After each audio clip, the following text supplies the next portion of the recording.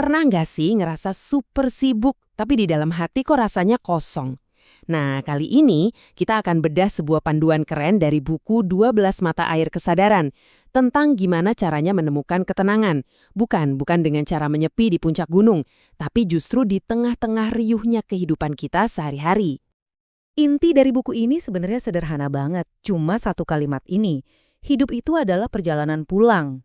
Jadi setiap langkah, setiap napas kita, itu sebenarnya panggilan buat kembali. Bukan kembali ke suatu tempat ya, tapi kembali ke rasa utuh dan damai di dalam diri kita sendiri. Pertanyaan yang jujur banget kan? Di tengah semua rutinitas, tuntutan kerja, dan kebisingan dunia modern, sering banget kita malah ngerasa kayak kesasar, nggak nyambung sama diri sendiri, kehilangan arah, seolah-olah kita lupa jalan pulang itu kemana. Nah, ini dia nih jebakannya. Pikiran kita itu seringkali nggak ada di sini.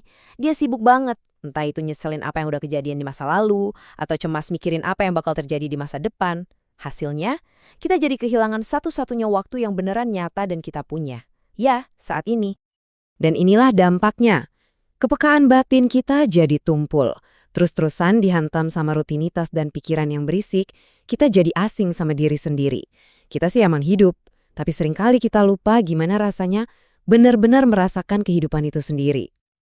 Oke, terus solusinya apa dong? Tujuannya adalah untuk pulang, untuk kembali ke sebuah kondisi yang disebut kesadaran sejati. Ingat ya, ini bukan soal pergi ke tempat baru, tapi lebih ke menemukan kembali sesuatu yang sebenarnya selalu ada di dalam diri kita. Ini penting banget buat kita pahami. Kesadaran sejati ini bukanlah sesuatu yang harus kita kejar-kejar atau kita capai dengan susah payah. Buku ini menggambarkannya sebagai kampung halaman kita, sebuah kondisi batin yang sebenarnya nggak pernah pergi kemana-mana. Kitalah yang sering lupa kalau kita tuh sebenarnya udah ada di rumah. Lantas, gimana cara kita kembali? Banyak orang mikir kita butuh isolasi, butuh keheningan total, jauh dari dunia. Tapi, buku ini nawarin perspektif yang, wah, beda banget, dan jauh lebih praktis buat kita jalani. Nah, ini dia pergeseran cara pandangnya.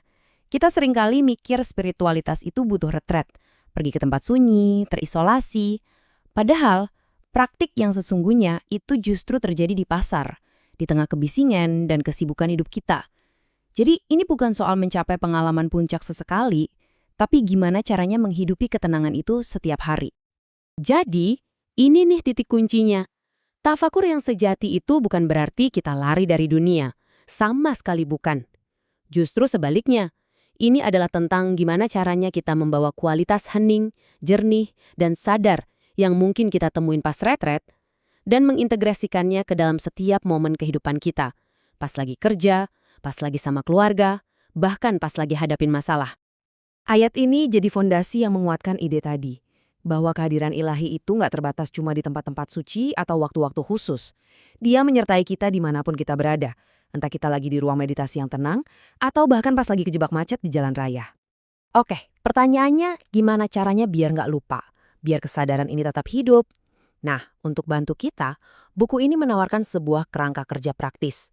12 mata air kesadaran. Anggap aja ini kayak peta spiritual untuk perjalanan kita sehari-hari. Yap, ada 12 mata air. Dan ini bukan konsep-konsep yang abstrak loh. Ini tuh titik-titik fokus yang sangat praktis. Kayak napas, tubuh, atau bahkan makanan. Anggap aja ini seperti 12 sumber air jernih yang bisa kita teguk kapanpun kita mau untuk menyegarkan kembali jiwa kita di tengah kesibukan. Jadi esensi dari semua ini apa sih? Gimana rasanya hidup yang benar-benar terhubung itu? Semuanya mengerucut pada 3 prinsip sederhana yang kalau kita praktekkan bisa mengubah segalanya. Yang pertama, di sini dan saat ini adalah fondasinya. Kekuatan sejati itu cuma bisa kita temukan di momen sekarang ini, bukan di masa lalu yang udah lewat, bukan juga di masa depan yang belum datang.